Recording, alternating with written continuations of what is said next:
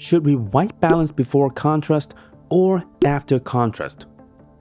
If you've looked this up before and somehow felt more confused afterward, you're not alone. The real problem isn't the order. It's that we've been using the same word to describe two completely different adjustments.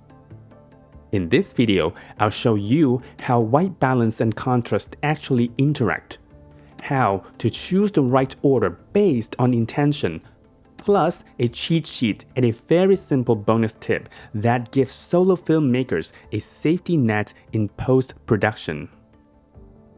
In order to find out which comes first, we must understand what white balance actually does. Some people say white balance makes white look white. That sounds reasonable, but it's not universally accurate. And as you'll see in a moment, that definition is actually the source of most confusion. I would say a more accurate way to explain white balance is this. White balance is the process of adjusting how colors relate to each other, so a neutral reference point is established, and all other colors fall into place naturally. Once we understand that white balance is about color relationships, not chasing white, the order debate starts to make more sense. It all comes down to this: the intention, what you're trying to do. As I've said in the opening, there isn't just one kind of white balance, but two, and they solve completely different problems. Let me introduce technical white balance and creative white balance. The confusion usually begins because these two ideas get mixed together. Technical white balance is about accuracy. Take a look at this example. A family gathered for an outdoor barbecue on a frosty lake shore around sunset time. Which image do you think is true to the original color temperature of the scene?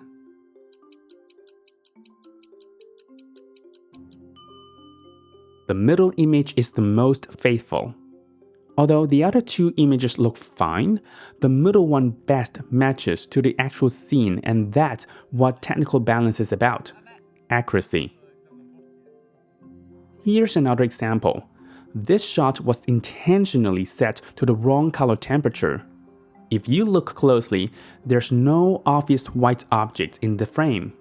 But by removing the overall color bias, we can restore neutrality.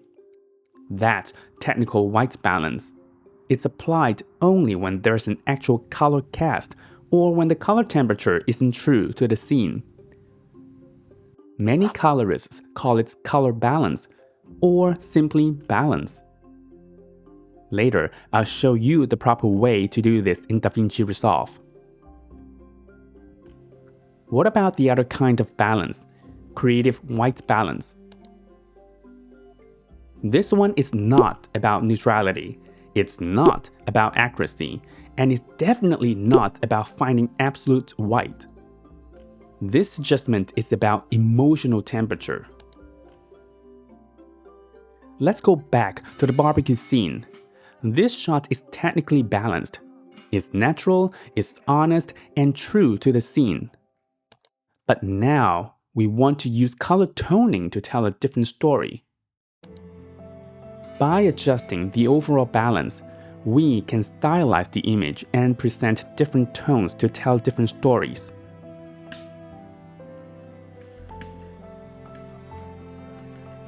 Let's try another tone. As you can see, this type of balance is adaptive, subjective, narrative-driven, and based on a technically balanced image. So, can both types of balance exist in the same workflow? The answer is yes. But do you always need both? No. It depends on 1. Whether the footage is already technically balanced, and 2. Whether you want to shape mood intentionally. That distinction solves a lot of confusion. Now that we've separated the two ideas, we can finally talk about order. Technical balance to contrast. Here's the technical workflow. We first make any necessary exposure adjustments to place the image into a healthy signal range so that the RGB channels become readable and the data is clean. Then, technical white balance aligns the RGB channels. Contrast, on the other hand, amplifies the differences. It stretches highlights, it compresses shadows. So if you skip technical balance and apply contrast first, small white balance errors become large. Channel imbalance gets baked in. Problems travel downstream through the entire grade. That's why technical balance belongs before contrast. There's a simple, legitimate way to adjust technical balance in DaVinci Resolve. Printer lights. Printer lights come from photochemical film labs, where colorists adjust red, green, and blue lights using standardized steps, not wheels, not curves. Each adjustment changes color, changes exposure in predictable, repeatable increments. In DaVinci Resolve, you can choose between full, half, or quarter printer light steps for ultra-fine micro adjustments. In the technical white balance note, activate printer light hotkeys. Printer lights behave like adjusting the lights at the source, not repainting the image. That's what makes them Resolve's most film-native way to balance an image. Now, what about the other order? Contrast to balance.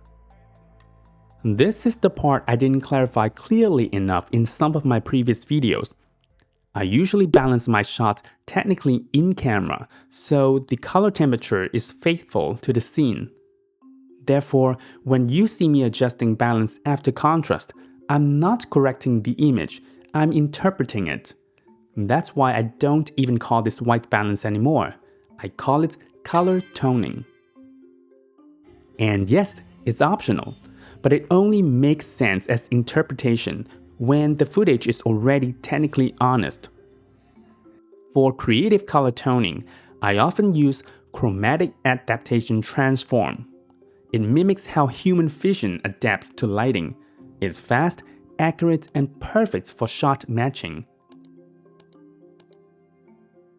I've explained this in details in my previous videos. Please check them out. Or you can use offset in color wheels with the help of the RGB parade and factor scope.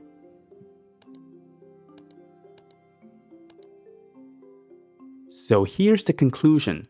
Technical balance before contrast protects neutrality. Then, creative balance after contrast shapes emotion. Now you can see it's not so much about which order is right, it's about the logics and your intention. If this felt like a lot, don't worry. Here's a simple, screenshot-friendly cheat sheet to tie it all together. It will save you a lot of second guessing later. Before we go, a quick bonus tip for solo filmmakers and vloggers. If you want a reliable neutral reference, record a few seconds with the gray card in the frame.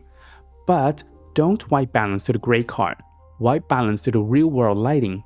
Then record a few seconds with the card next to your subject. Later in post, that clip becomes a safety net, a neutral reference you can always come back to for balance and shot matching. So that's it. I hope this video helps clarify something you've been confused about. Leave your questions in the comment section below. Thanks for watching, and I'll see you in the next video.